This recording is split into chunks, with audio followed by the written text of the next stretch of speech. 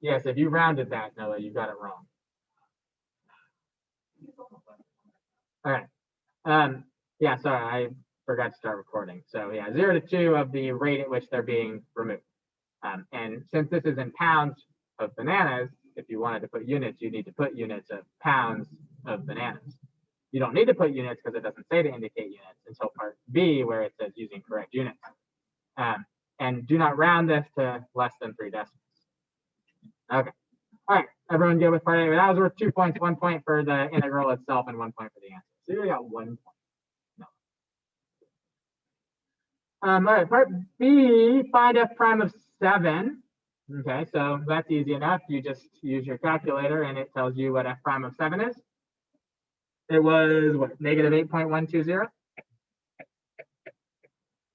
And what's the meaning of f prime of 7? Well, that's the derivative of the rate at which they're being removed. So the derivative of the rate that they're being removed is negative, which tells us that the rate the bananas are removed is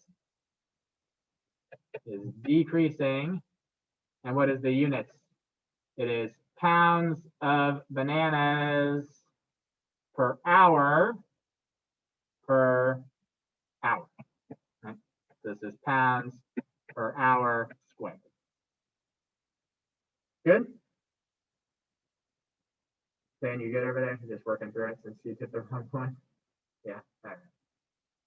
Makes sense for A and B? Everyone's good A and B? Yeah. All right. Is the number of pounds of bananas on the display table increasing or decreasing at t equals 5? Well, to determine if the number of pounds is increasing or decreasing, we need to take the derivative of a function that represents the number of bananas, or number of pounds of bananas. The function that represents the number of pounds of bananas is 50 plus the integral from 0 to t of f of x dx minus the integral from 3 to t of g of x dx. So the derivative of that is just f of t minus g of t.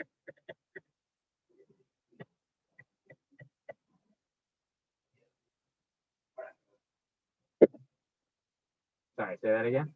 Oh, f is the amount that they're removed, right? Okay, sorry. Yeah.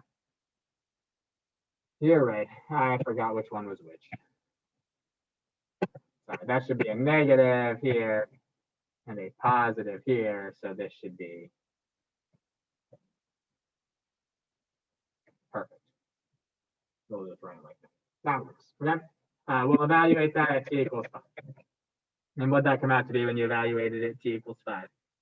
Negative 2.263. That sound right to everybody?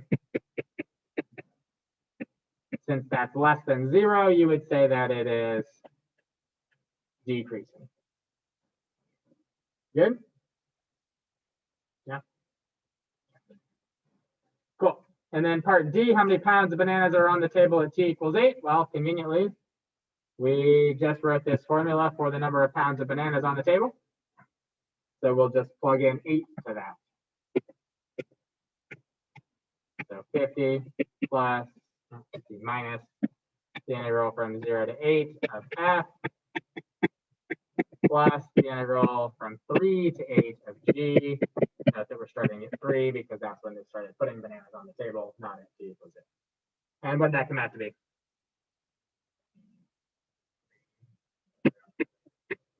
$23.347396 pounds of bananas. Good? Easy enough. That one's pretty good. Rate FRQ is pretty straightforward. You good with that?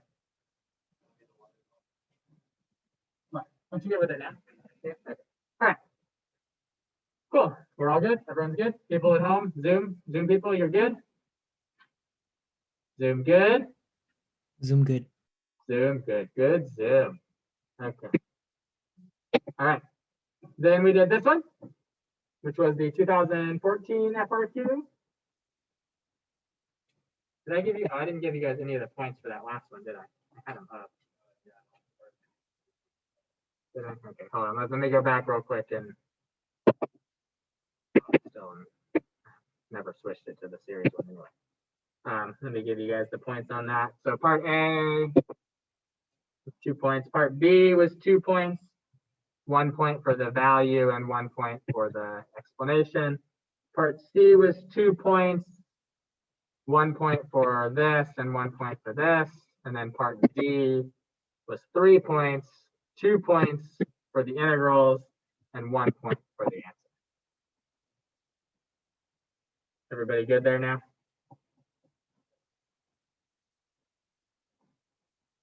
All right, cool. Now we'll take a look at this one. Yeah?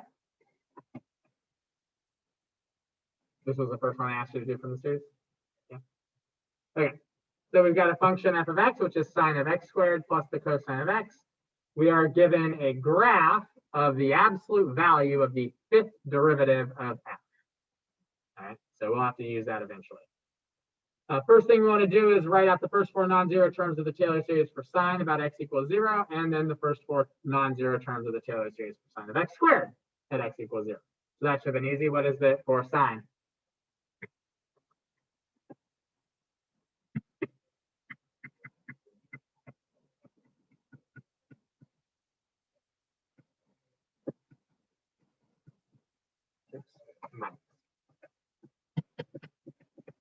Everybody good with that for sine? Yeah. And oh yeah, you don't have to. Yeah, you don't ever have to write out the factorials at all. They're not going to care about that. For having those, oh no, this is, I've got the wrong one pulled up. Never mind. I don't have the scoring guideline for that.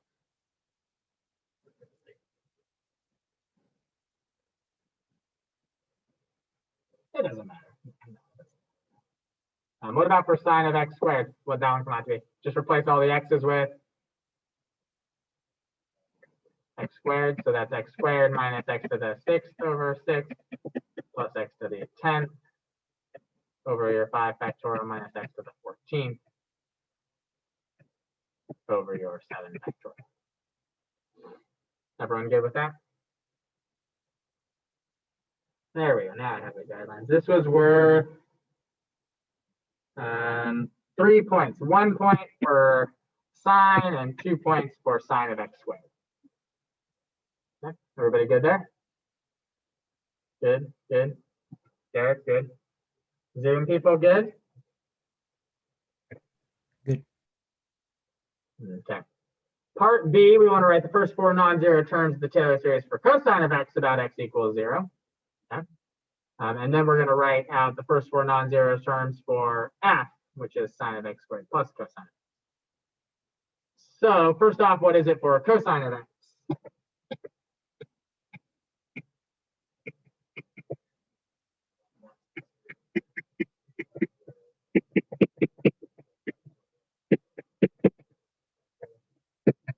Everybody good with that? Yep.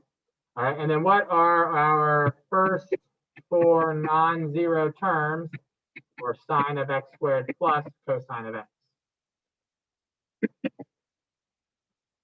First non-zero term should be, that's what it asked for, right?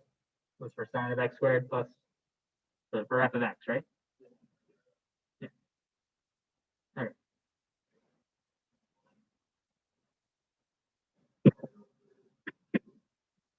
One plus x squared over 2. So that comes from your minus x squared over 2 and from your positive x squared, right? Negative x squared over 2 and positive x squared is a positive x squared over 2. And then you've got your x to the 4th over 4 factorial.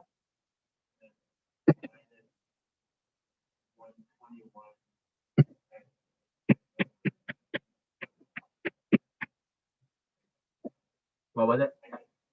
X to the 6th over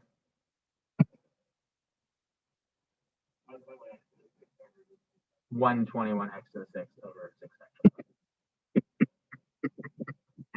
And that's just from doing some basic arithmetic, right? Combining your x to the 6 terms together. Good? Everybody good there? Good? You messed that one up. Yeah. So just take each term. There's your 1. There's your 1. Your minus x squared over 2 with your positive x squared. Your minus x to the 6th. Oh, sorry.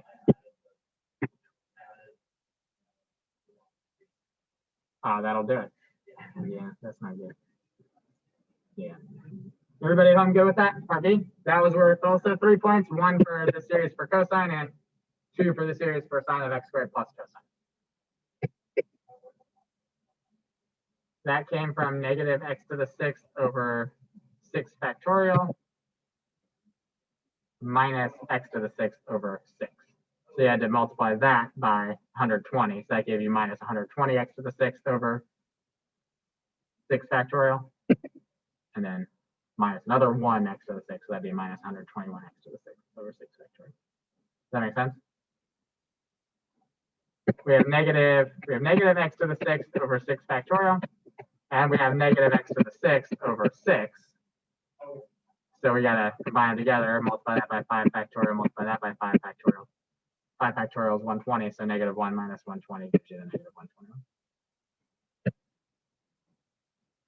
Anybody else, any other questions there on part B?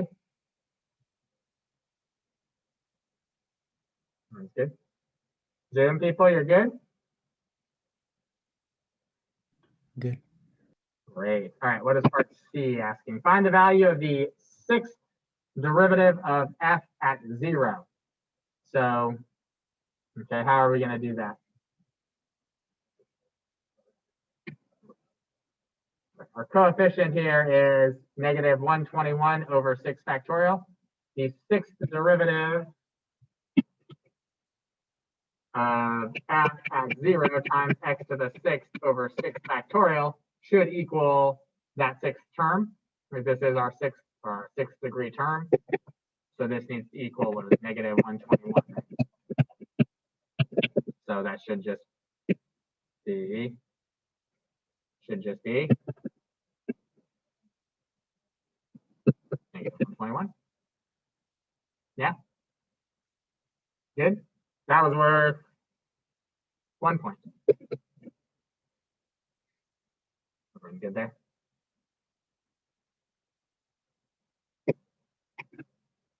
You're good? Dana, you're good? Yeah. Zoom, you're good? Yep. All right. And in part D, we've got the 4th degree Taylor polynomial for f. We're going to use information from the graph that we were given at the beginning to show that the 4th degree Taylor polynomial at 1/4 minus f of 1/4 is less than 1 over 3,000. So what is the 4th degree Taylor polynomial at 1/4 minus f of 1/4? That is the, what do we call that? That's our error. So we're showing that our error is less than 1 over 3,000. Is this series an alternating series? For f? I don't think so. Shouldn't look like it to me. Positive, positive, positive, negative. That's not an alternating series. So we can't use the alternating series error bound. Is it a geometric series? Not a geometric series either. So we can't use the geometric series error bound. So we have to use the Lagrange error bound, right? So what does Lagrange error bound say? It says that your error should always be less than or equal to the next derivative. So the 5th derivative, the absolute value of the 5th derivative at some value that is between, what should our value be between the 5th derivative? Should be between where we're centered at and the value we're looking at. So some value between 0 and 1/4. Right? Because the value we're looking at is 1/4 and our series is around x equals 0. So somewhere between 0 and 1/4, that c value, times our x value minus a to the 5th power. What's our x value? It should be 1/4 to the 5th over what? 5 factorial. Everyone good with that? That's our Lagrange error bound. 5th derivative, x to the 5th, and then over 5 factorial. So we just then need to use the graph to determine what is the largest value of the fifth derivative of f between 0 and 1/4? So here's 1/4. The largest value between 0 and 1/4 looks like it's right there. I don't know. I'd say that looks like it's about 30. Yeah? Do you all agree with that? Looks like it's about 30.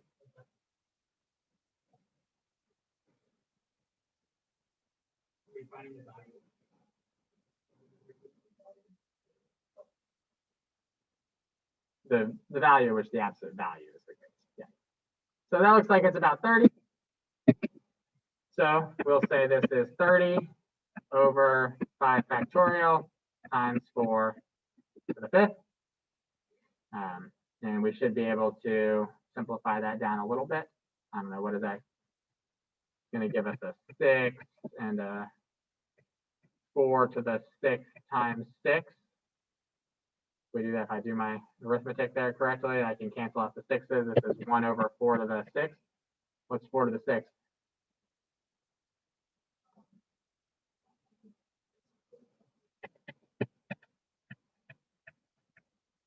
Are you sure about that? Sounds right to me.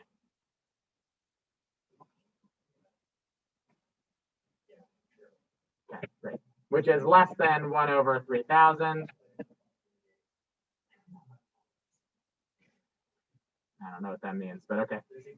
Since 1 over 4,096 is less than 1 over 3,000, that guarantees us that our error must be less than 1 over 3,000 because our error must be less than 1 over 4,000. Everyone good there?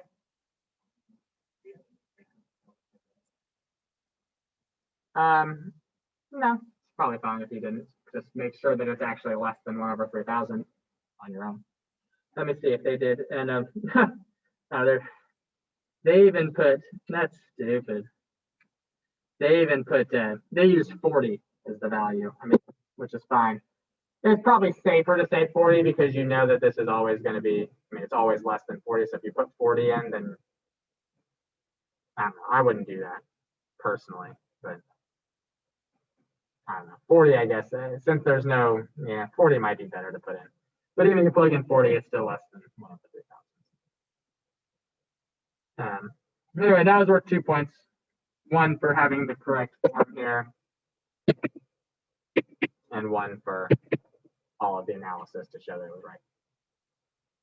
Everybody good? Oh, explain C again. Yeah, part C. What was it asking? It was asking us to find the 6th derivative of f at 0. And so we know that the 6th term comes from the 6th derivative of f at 0 times x to the 6th over 6 factorial, right? This is the 6th term of the Taylor series. And so our 6th term was negative 121x to the 6th over 6 factorial. So we were looking for the 6th derivative of f at 0. Those cancel. We're just left with the 6th derivative of f at 0 is negative 121. Does that make sense? Cool. Anybody else? Any other questions on that one? Could you explain how p of 5, or the 5th derivative of p of a 4th minus f of 1/4 is the error? This is just your Lagrange error bound formula. So this is, I mean, I'm not going to go through and prove it right now. We went a bunch of times way back when and proved it, but the error is always, according to the Lagrange error bound, the error is always the absolute value of your x minus a to the next power. So since we have a 4th degree Taylor polynomial, everything's going to be applied with the 5th degree. So it's the x minus a, or just the x if we don't have a minus a, to the 5th over 5 factorial, and then times the derivative of f, the 5th derivative of f, at some value c, where c is between where our series is around and the x value that we're plugging into our series. That's the Lagrange. What? I understand Lagrange error, but like in the problem, when it's like the absolute value of that function minus f of 1/4, is that like specifically the error? Or like, could you explain how that's there? Because this is saying, this is the approximation, right? P sub 4 of 1/4. That's the approximation of f at 1/4 using a 4th degree Taylor polynomial minus the actual value of f at 1/4. So it puts out an absolute value. That's the error. The difference between the actual value and the approximation. That makes sense. Thank you. Sure. Everybody good there now? I'll still good here. Yeah. People at home, any other questions on that one?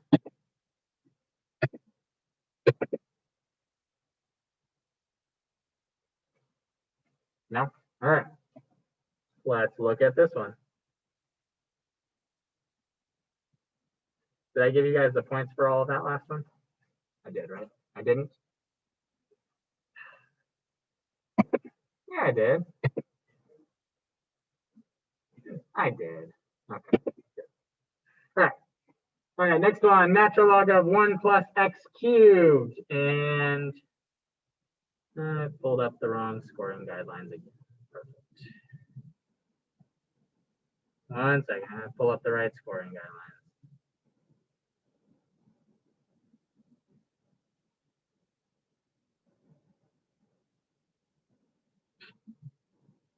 All right, cool. All right.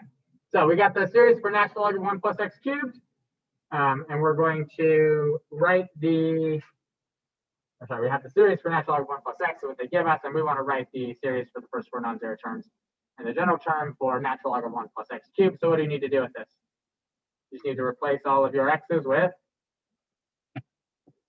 x cubed. So what do we get? We get x cubed minus x to the 6th over 2 plus x to the 9th over 3 minus x to the 12th over 4. And we end up with -1 to the n plus 1, x to the 3n over n, right? And x cubed to the n, right, is x to the 3. Everybody good with that? Yeah. That was worth 2 points. 1 point for this and 1 point for this. Everyone good there? Yeah. All right. Part B, they tell us that the radius of convergence of this series for f is 1. Determine the interval of convergence. So how are we going to determine our interval of convergence there?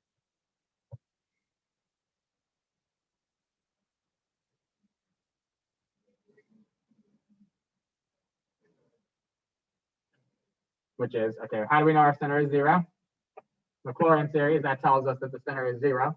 And so, right, so it should be from -1 to 1. But what do we need to do with the -1 and with the 1?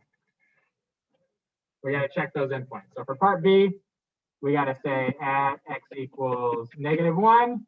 When we plug in -1 to our series, what is the series that we get? We have -1 to the n plus 1. And we have -1 to the 3n over n is our series. So what is that? That's -1 to the 4n plus 1 over n. And what is -1 to the 4n plus 1? Is that still going to alternate back and forth or no?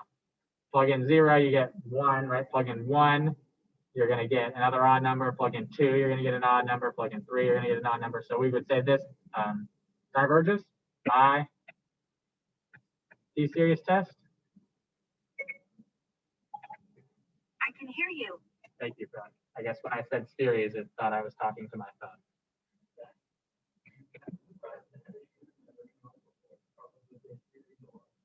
Yeah, that's weird.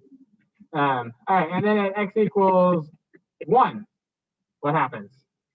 When x is 1, we just end up with -1 to the n plus 1 over n. And that one, if we plug in 0, we get a positive, or we get an odd. If we plug in 1, we get an even, right? So it is going to alternate back and forth. So we'll say that this one converges by the alternating series test. I'm sure my phone didn't do anything weird there. All right, and so what is our interval of convergence? It should be, put that wrong way, -1 to 1. Everybody good there? That was worth 2 points.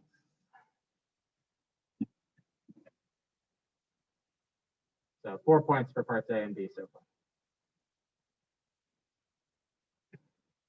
All right. Part C, we want to write the first 4 non-zero terms of the Maclaurin series for f prime of t squared. And then we're going to do some other stuff with that. So how are we going to do f prime of t squared?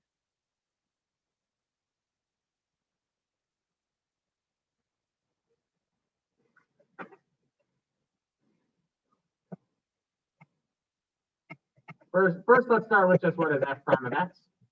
So what is f prime of x? What is it? Well, I mean, what does the series for f prime look like?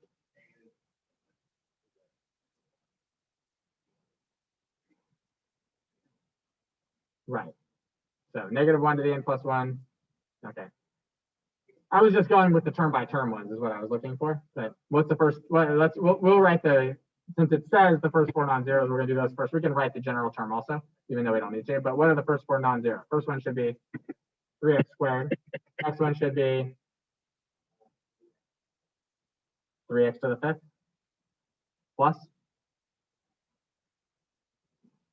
I don't remember, no, minus 3x to the 5th. Yeah, that's right. Okay. Next one should be plus 3x to the 8th. And then the last one should be minus 3x to the 11th. And your general term, if you needed it, was what? Should be 3 times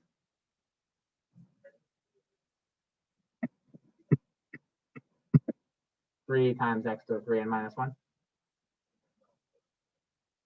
Oh, with the -1. -1. It was n plus 1 is what we had there, right? Good? Yeah. And then where is this going to start? N equals 1 to infinity, right? Because we've dropped down 1 power. All right, so that's your general term. You didn't need the general term. Let's see. Oh, no, we still need to do a t squared, right? So now f prime of t squared. So what is f prime of t squared? Just plug in t squared instead of x, which should give us 3t to the 4th minus 3t to the 10th plus 3t to the 16th minus 3t to the 22nd. Good? Yeah? That was worth 2 points. So 1 for this and 1 for those two. I'm not sure why they broke it up like that. And then what did it ask you guys to do in the rest of it? It said to g is the integral from 0 to x of that. And we want to find, so g of x is the integral from 0 to x of f prime of t squared. And we want to find g of 1. Okay. So, and what's our series here then should become, this is -1 to the n plus 1, 3 to the 3 times t squared to the 3n minus 1. So that'd be t to the 6n minus 2. All right, so then we're going to integrate that. Yeah. So if we're going to integrate this, what are we going to get? What did it say? Use the first 2 terms? We use the first 4 terms? What did it say? Use first 2 non-zero terms to evaluate it? Yeah. So what are our first 2 non-zero terms there?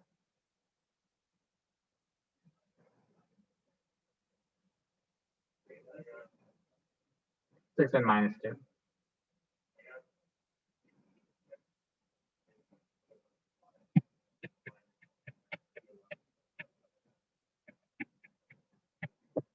And we're evaluating this at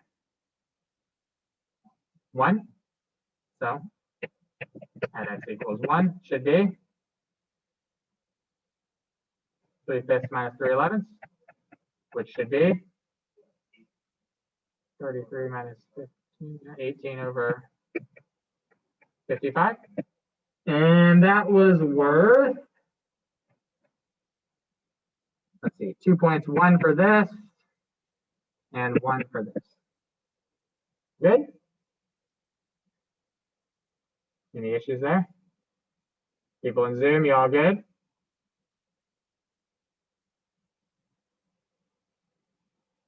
Zoom. Zoom, good. Good. Good, Zoom. Nobody has any questions? Everyone's good?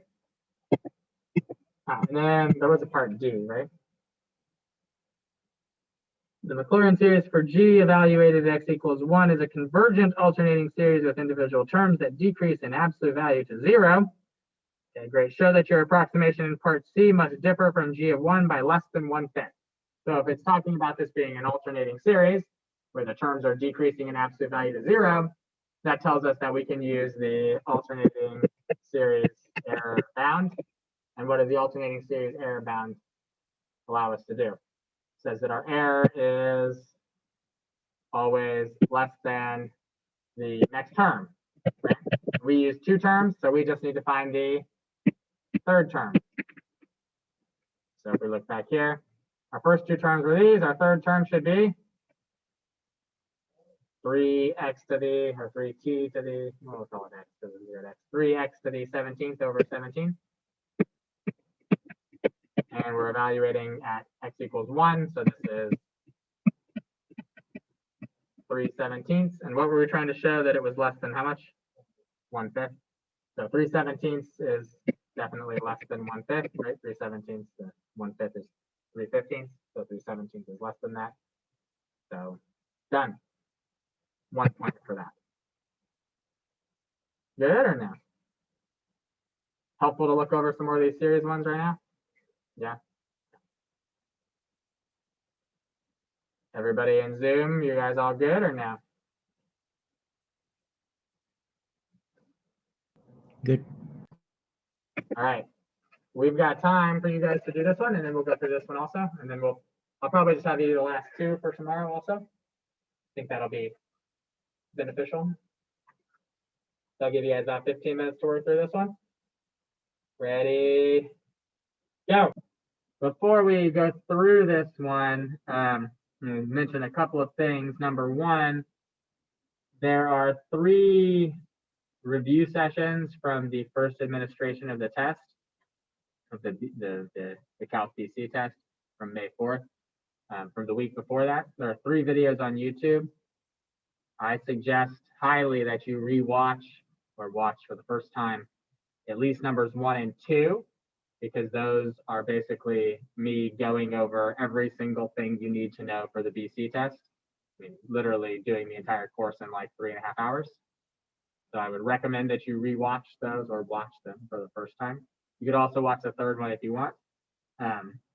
Because of the way my schedule looks for the next 5 or 6 days, I have really only going to be able to offer 1 other review session. So people in Zoom, hopefully you're listening. I sort of already told the people here. So on Sunday at noon to 2, if we need to go a little over, if people have questions or whatever, that's fine. Sunday noon to 2, the 23rd of May, we will have a review session. Everybody good? You all hear me in Zoom? Yep. Yes, so we'll go over some more free response questions. I will answer any questions that people might have from any of the full-length practice tests that are up in the Google Drive, which I am not putting in Google Classroom because technically I'm not supposed to be giving them to you. Wait, I shouldn't have recorded that. Oh well. Anyway, they're just in Google Drive, free full-length practice tests. I was just kidding. They're ones that are available for everybody. So work on those. I'll answer questions from those. I'll go over any other sorted questions. I'll have some extra free response questions to go through. If we run out of questions, that's what we'll do on Sunday at noon. Sound good to everybody? Yep. Wonderful. And I highly recommend you watch the first 2 videos from my original review sessions. If you have questions from them, you're welcome to ask me also as well. Cool? Cool. And as Derek pointed out, he would really like to attend the AB review session also, because he feels like he's floundering or something here. I don't know. So if you want to attend the AB one, that'll be from 5 to 7 on Saturday p.m., not a.m. So you're welcome to join that too if you wish. Cool. All right, everyone's good there? Cool. All right. Login will be the same as like the regular Zoom meeting that you all normally come to. If you want to show up, you're in the Google Classroom, so you can find the Zoom info. Yeah. Cool. All right. All right. Part A here of this one asks us to use the ratio test to determine the interval of convergence. So use the ratio test. You look for the limit as n approaches infinity of the n plus first term. And remember, it's absolute value. So -1 to the n plus 1. That's x to the 2 times n plus 1 over 2 times n plus 1 plus 3 times the reciprocal of that nth term, or divided by the nth term, so 2n plus 3, -1 to the n, x to the 2n plus 1. And what does that limit come out to be? Well, let's finish writing this. This becomes 2n plus 3 over 2n plus 5. We also get an x squared in there. For this x to the 2n plus 3 and this x to the 2n plus 1 gives you an x squared. The -1s to the n plus 1s and the -1 to the n. I mean, those are all just 1s when you take the absolute value of them, so you can forget about those. The limit as n approaches infinity of this is then just the limit as n approaches infinity of the first piece of it times the second piece of it, which is 1 times x squared. So this becomes x squared. We need to set that limit less than 1 to determine when this thing actually converges. So we end up with -1 to 1 as our basic interval of convergence there. But we then need to check the endpoints on it to also determine if it converges at the end. Everybody good there? So we'll check at x equals 1 and at x equals -1. So at x equals -1, what does that series look like? Looks like -1 to the 3n plus 1 over 2n plus 3. All right. -1 to the 3n plus 1 over 2n plus 3. And what do we know about that? Well, this is -1 to the 3n plus 1, right? So plug in 0, that comes out to be an odd power. Plug in 1, that comes out to be an even power. Plug in 2, it's going to be odd. Right, this is going to alternate back and forth. So we can say that this converges by the alternating series test. Everyone good there? And then at x equals +1, we end up still with -1 to the n times 1 over 2n plus 3. And what can we say about that? It also converges by the alternating series test. So our interval of convergence is -1 to 1. And that's all I've asked for in part A, right? It was just the interval of convergence. Yeah. -1 to 1. That nope, don't have to worry about conditional absolute convergence. If it just says if they specify, does it ever converge conditionally? When does it absolutely converge? Those kinds of things. If it did ask you that, you would say that the interval of convergence was -1 to 1. Since the absolute value of both of these diverge, you would say that it converges conditionally at -1 and 1, and absolutely for the open interval -1 with a radius of convergence. But they didn't ask, so you do extra work and do all that. Yeah. I'll do extra work.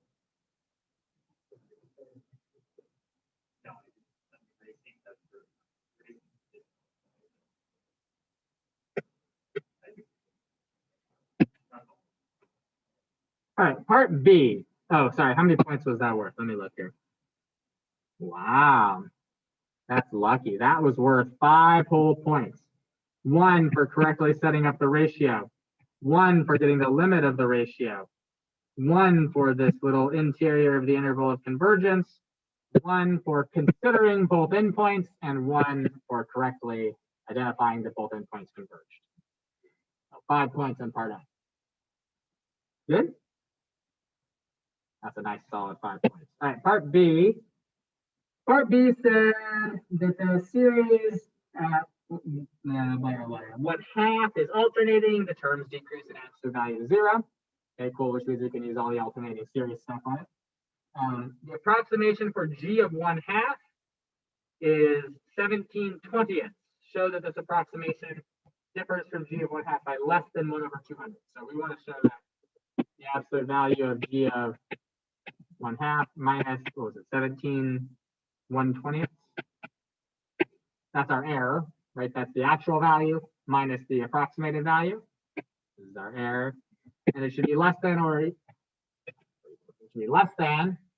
our next term. And so our next term, how many terms did we use for this? 2. So our next term should be our third term, which is the x to the 5th over 7 term. And we're evaluating it at 1/2. So 1/2 to the 5th over 7, which is 32 times 7, right? What is it? 1/224. And we wanted to show that this is less than, what was it, 1/200? And bigger number in the denominator makes for a smaller fraction. So that's it. Easy enough for part B. Alternating series error bound ones are fun. Let's see. Uses the third term. So 1 point for using this third term is the error bound, and 1 point for the error. 2 points for the whole thing. Good? No, I think if you just write that the error is less than this, that's fine. All right, what is part C? Part C is asking for, the first 3 non-zero terms and the general term for G prime. What was G? G was x to the -1 to the n. So our G prime is going to be -1 to the n still.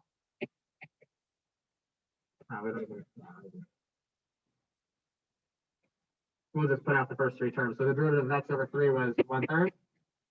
Derivative of the next one, what was it? X cubed over 5, so minus 3/5 x squared. And then the next one should be plus 5/7 x to the 4th. And then you can just say -1 to the n. Derivative of x to the 2n plus 1 ought to be 2n plus 1 times x to the 2n.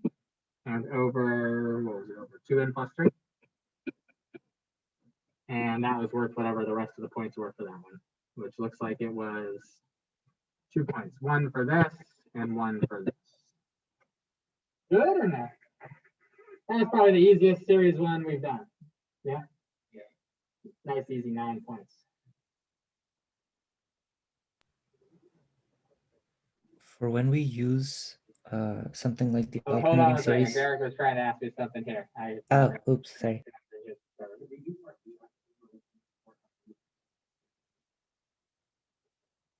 Could you do part B? You mean part A? Oh, yeah, sorry. Yeah, sure. So Derek wanted to go through and look at part A and say what happens if we were looking for absolute convergence, just in case they did ask about that. So we would then say the absolute value at x equals -1, which would give us the series of 1 over 2n plus 3. I don't know why I put absolute values there, but that'd be the series of 1 over 2n plus 3. And we would say that that diverges. You could say it diverges because it, with comparison to the direct comparison with the harmonic series, or you could just say by the p-series test. That's the easiest way. And then the same thing with the absolute value at x equals +1, it still is 1 over 2n plus 3. And so we'd say it also diverges by the p-series test. So we would say that -1 to 1, it converges absolutely. We would say that it converges conditionally at -1 and 1. Does that make sense? Mm-hmm. All right, somebody in the Zoom, what were you saying? Yeah, probably kind of silly, but they only give you the point if you state all the conditions for the AST and P series stuff whenever you use it, right? Sorry, say that again? So if you use alternating series test or theorem, then you have to name all three conditions every time you name it, right? No, you do not need to. Oh, sweet. Nice. Yeah, Thank I you. mean, if I look, I mean, I'm looking at their scoring guidelines. It says when x equals -1, the series is -1/3 plus 1/5 minus 1/7 plus 1/9, etc. This series converges via the alternating series test. I mean, they already, well, I guess they didn't state the conditions, but no, you don't need to state the conditions. If sometimes they specifically say state the conditions which are necessary, and then obviously you need to. But otherwise, you don't need to. Thank you. Yep.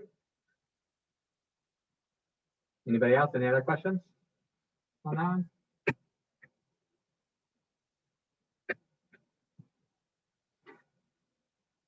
Everyone's good? All right. For tomorrow, then let's do the last two from this, from that 2011 to 2014 one. So these are the 2013 and 2014 problems from the series question, the series question.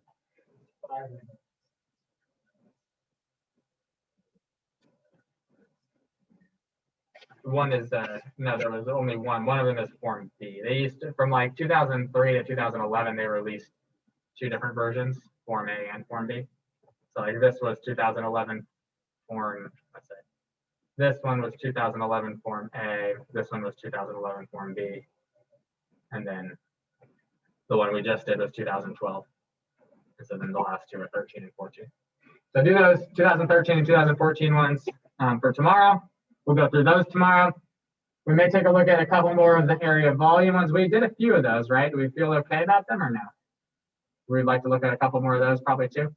Some of the ones with like polar stuff or with arc length stuff, I think that'd be helpful. So we'll focus on these two and then some of that tomorrow. And like I said, on Sunday, I'd be happy to go through any other free response questions you guys want. I'll have some in particular ready if people want to do them. But other than that, I think we should be good. Yeah, that's it.